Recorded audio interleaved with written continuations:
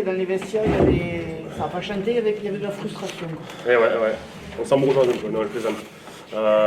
Non, je plaisante parce qu'effectivement, vu le match, même si ça a été serré et compliqué pour nous, on a un sentiment quand même qu'on aurait pu le tuer en fin de première mi-temps ou en début de seconde, quoi. Et comme on ne réussit pas à le tuer, ben, on s'embête, on cafouille, on joue un peu plus individuellement et on n'arrive pas à s'en sortir malheureusement. Et bon, après voilà, on gagne, on est second pour les deux, donc je veux dire, on aurait signé, je pense, avant le début du championnat, d'être second au bout de cette journée. Quelque part, malgré ce positif du côté comptable, on attendait savoir si vous aviez mûri. C'était Rouen, promu, qui venait avec l'équipe bis, entre guillemets, qui avait beaucoup tourné. C'est dommage de ne pas saisir cette occasion pour franchir ce palier-là. Ah oui, mais complètement. On le savait avant le match, de toute façon, on se l'était dit. On savait que c'était des matchs pièges, qu'on avait eu du mal à les jouer par le passé. Et on n'a pas réussi à les contrer, à les contourner. Avec leur défense agressive là, au niveau des centres, là, on n'a pas trouvé des solutions alors qu'on le savait. Bon, voilà. C'est comme ça, c'est frustrant. Maintenant, on gagne. Donc, il y a 2 ans, on les perdait contre Angoulême. Il y a quand même eu un moment où vous aviez les clés, vous êtes dernier, ça joue devant, ça joue au large, et du coup, ça marchait, quoi. Pourquoi après l'avoir arrêté? Pourquoi s'être cantonné, notamment en deuxième mi-temps, toujours aller dans l'axe? Ouais, c'est vrai qu'on n'a pas assez alterné peut-être en deuxième mi-temps. On a fait aussi beaucoup de ballons portés, on a eu des pénales touches proches des lignes, on n'a pas réussi à trouver de l'avancée, on a fait quelques en avant. Nous, derrière, on n'a pas trouvé de solution pour contourner cette défense, alors que je pense qu'il y avait beaucoup de possibilités de la contourner. Mais voilà, on n'est pas encore en place. Il y avait quand même pas mal de changements aussi au niveau de notre équipe ce soir. Donc voilà, il faut continuer à bosser pour essayer d'être meilleur offensivement notamment, voilà, parce que défensivement on est en place depuis un petit moment et c'est offensivement qu'on n'arrive pas à trouver du lien dans notre jeu. Camille, comment tu as trouvé ce match, notamment devant, Goquette direct? C'était difficile ce soir, face à ce pack à droite? Ouais, c'était difficile. Loin, ils sont bien, ils jouent bien, mais après ça, peut-être on faut plus de matrice pendant le premier mi-temps et le début de deuxième mi-temps. On peut contrôler quoi on peut contrôler, tu sais. Mais après ça, on a gagné.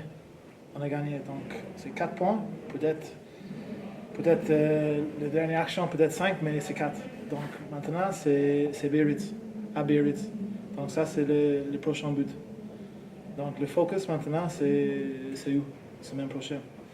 Donc on regarde les matchs demain matin. On va faire un petit déjeuner demain, peut-être. Oui, c'est ça. Oui, tous ensemble. Ouais. Après, on va regarder des vidéos. On parle demain. Donc peut-être on peut fixer quelque chose demain, ou dimanche, ou lundi matin. Mais après ça, c'est Biarritz. Ça, c'est pour les deux. Chaque semaine, c'est comme ça. Si tu gagnes, si tu perds le match, c'est le prochain. C'est le prochain. Tu vas regarder le match demain matin après c'est fini. Et quels sont les enseignements que vous tirez du match de ce soir? Pardon? Les enseignements, les leçons que vous tirez de ce match ce soir? Je sais pas, le sens d'après le match, c'est comme un tournoi, je pense. C'est pas comme on a gagné. Peut-être, comme Popo a dit déjà, c'est frustré, c'est très frustré. Pendant le premier mi-temps, c'est le mêlée, c'est frustré. On joue bien, mais peut-être on passe, c'est mal après ça, ballon au vent, mal joué au pied. Mais on a besoin, j'ai dit déjà, on a besoin, on faut plus de matrice pendant le match. Garde le ballon, ça c'est le premier but. Garde le ballon. Le coach a dit ça tout le temps à nous, garde le ballon. Donc peut-être ce soir, il y a beaucoup de ballons au vent. Jamie ou Jérôme, est-ce que la leçon aussi, c'est qu'il va falloir commencer à avoir un peu d'humilité sur ce type de match face à une équipe qui a tourné, qui... Ouais, mais on en a eu, franchement, on en a eu. Il y avait 7 changements, donc les mecs avaient envie de jouer dans cette équipe. C'est des joueurs qui n'avaient pas forcément connu les belles victoires contre Aix-en-Provence et Oyonnax. Donc c'est des joueurs qui avaient envie de jouer et qui avaient beaucoup d'humilité par rapport à cette équipe. Donc c'est justement aussi pour ça qu'il y a eu aussi, je pense, quelques changements, parce qu'il fallait aussi une remise en question. Et puis ça veut plus voir aussi tout le monde, voir si on avait un groupe homogène.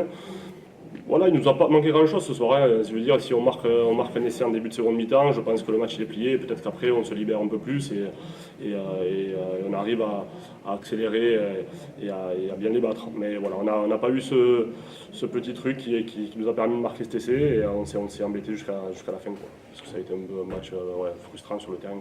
Quoi. Ouais. Regardons le côté positif, 6 victoires sur 7, 5 victoires d'affilée, vous avez un match en retard, vous êtes deuxième si je ne dis pas de bêtises à l'heure actuelle. Est-ce que vous vous concentrez là-dessus ou vous prenez plutôt la piqûre de rappel avant Biarritz? Non, c'est une petite piqûre de rappel, effectivement. Hein. Maintenant, on est aussi très content d'être en haut, hein. Il vaut mieux être en haut qu'en bas. Mais bon, voilà, on va enchaîner avec une nouvelle semaine, un déplacement à Biarritz qui va être compliqué parce que c'est une très belle équipe. Et puis on avance comme ça, on va voilà, comme il a dit Jimmy, on va analyser ça demain ensemble et on va avancer.